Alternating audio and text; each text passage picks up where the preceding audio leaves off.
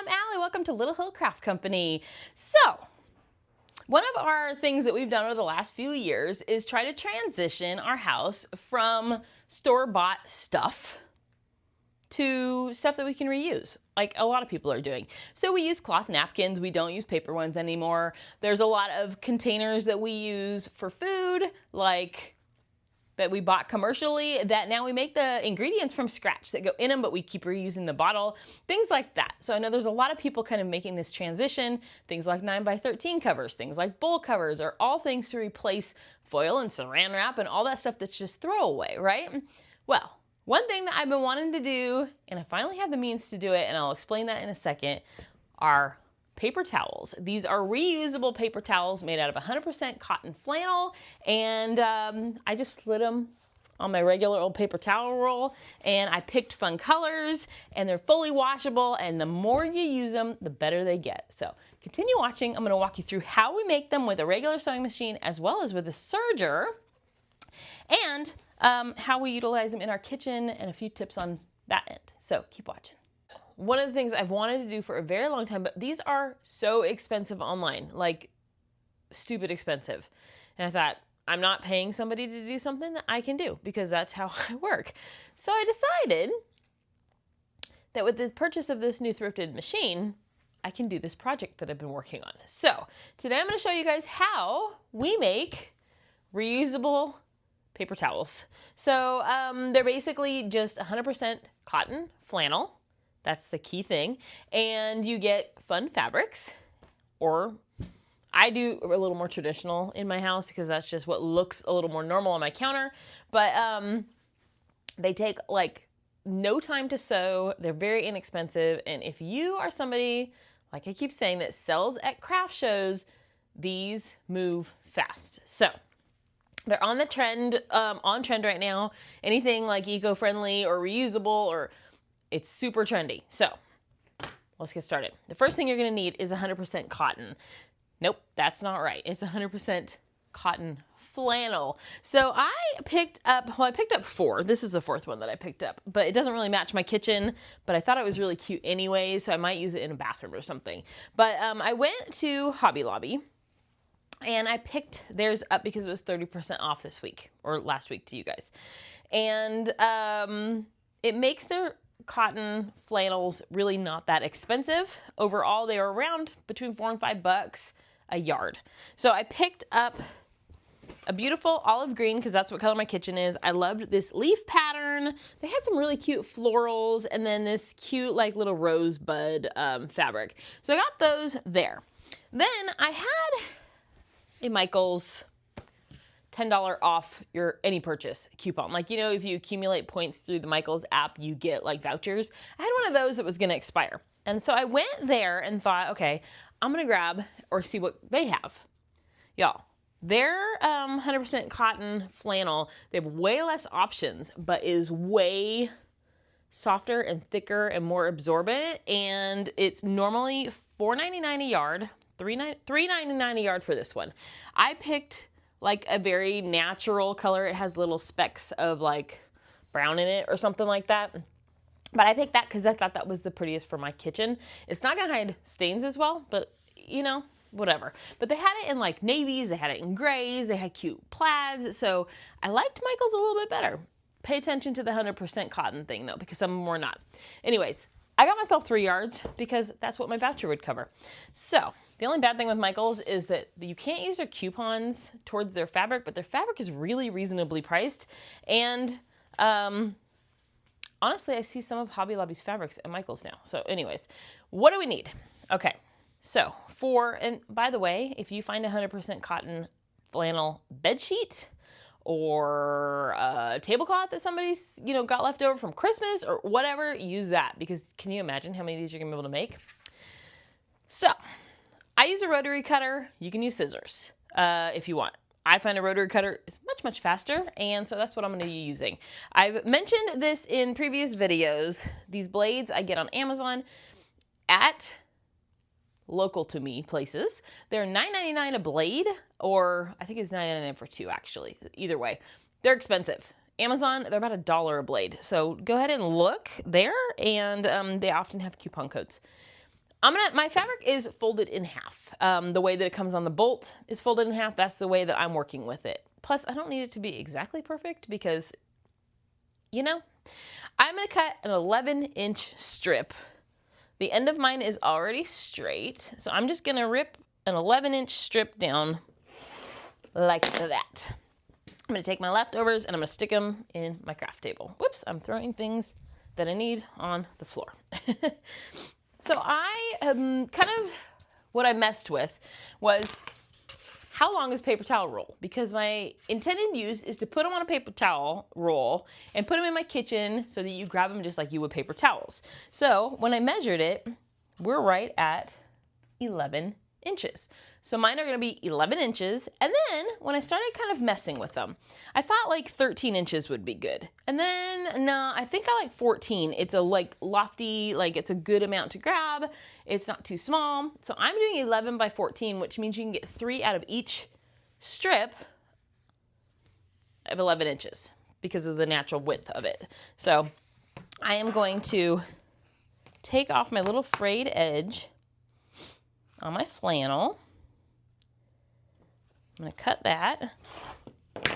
I'm going to count 11 inches backwards. Nope, 14. Remember, we're doing 14.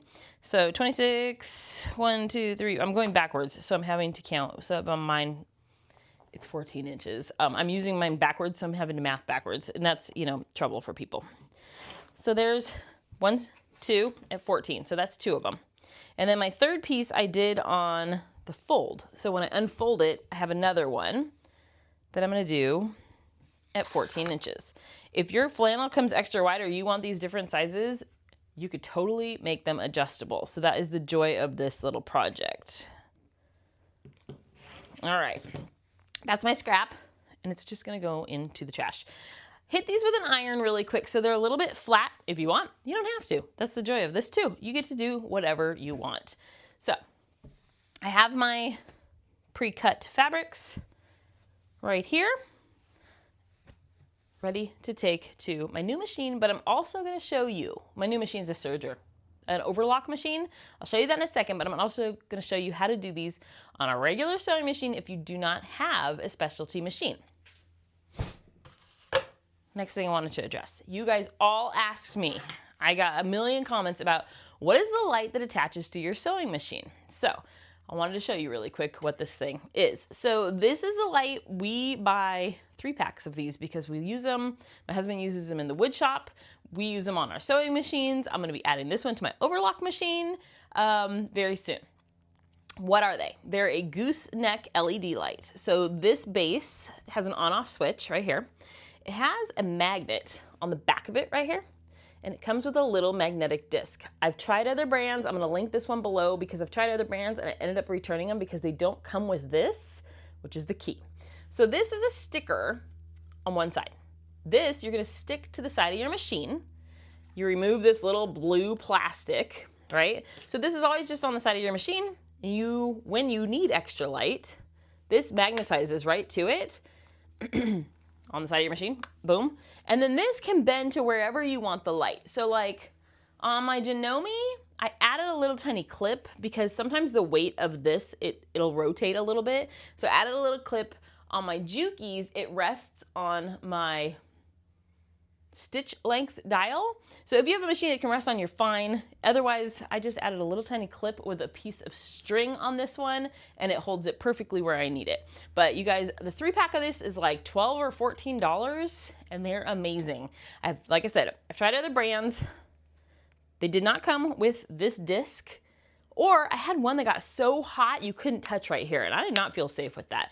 But these ones, I've used these ones probably for like 4 years, and I just bought more just to see, are they identical? Boom, they are. So that's what those are. I will put a link below. They're available on Amazon. You can buy them in 2s and 3s and 4s and however many you need. Anyways, let me bring you around and show you how to use an overlock machine or a serger to sew our paper towels. So this is my brand new toy.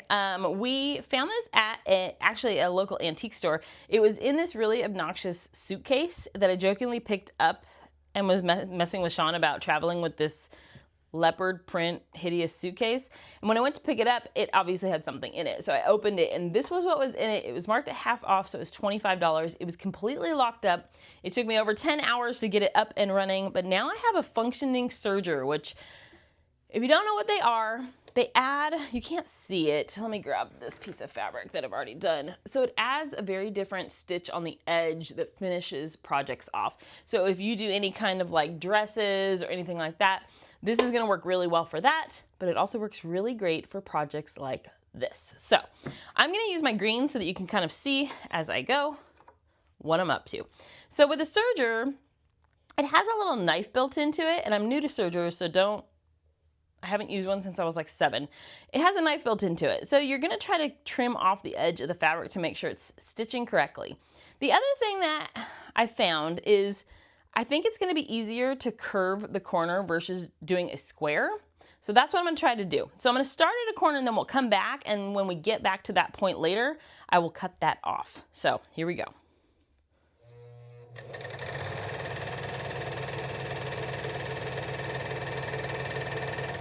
Now when I get like 2-ish inches from the end, I'm gonna start to curve so that I can catch back up over here and have a nice corner.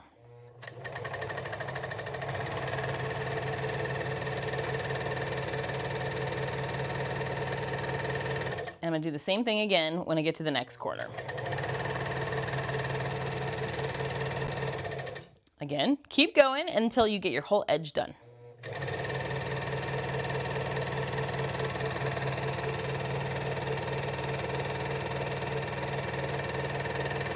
Now I'm coming back to where I started.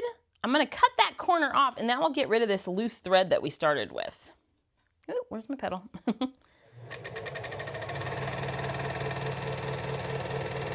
Okay, now with sergers, there is not a back stitch, so you basically sew off the edge and leave a long chain of thread for the next stitch, because these are a pain in the rear to restitch, like a pain. So I'm gonna leave a long chain and I'm gonna cut my thread.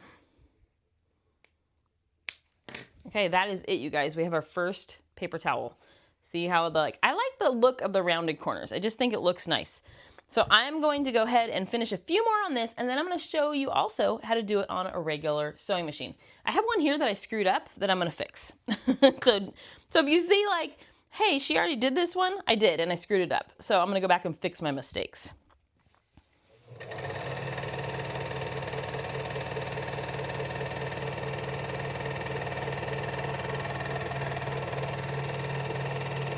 I'm now at my Janome. I have a Janome HD 5050. It's from Ken's Sewing. I had a Janome that I got off of Amazon that I really, really liked, but I bought it refurbished and it died on me. So I bought this to replace it, and I really do like this machine.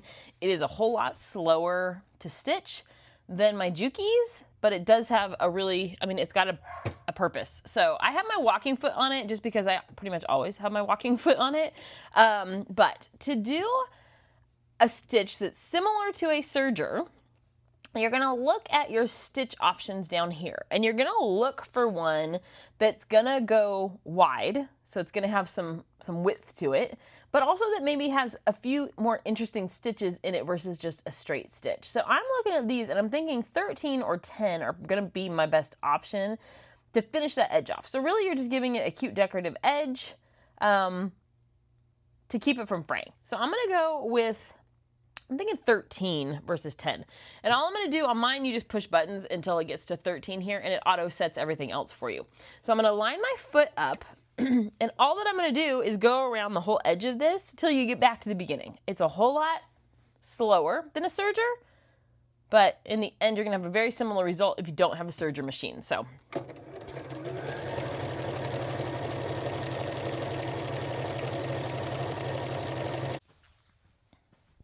All right, so this is what it looks like when you use a fancy stitch on the edge. It just finishes it similar to like what a serger would, but it's just not nearly as clean. But if you're just using this for home use and you want some reusable ones, boom, this is an awesome option. So totally do it with your machine.